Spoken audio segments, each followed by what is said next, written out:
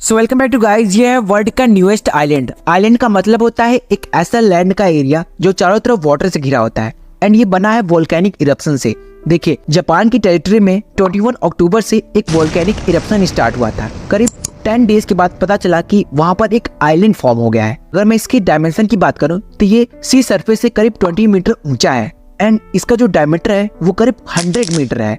अगर हम इसके लोकेशन की बात करें, जापान के जो कैपिटल है टोक्यो, उससे करीब 1200 किलोमीटर की दूरी पे है एंड जापान का एक आइलैंड है इवोजिमा, जहाँ पर one of the bloodiest war second world war लड़ी गई थी, वहां से करीब 1 किलोमीटर की दूरी पे है एंड वोल्केनिक इरप्शन की रेट घटने के कारण इसकी सर्वाइबिलिटी रेट बहुत ही कम है। So thank you for watching this video. जय हिंद, जय भारत।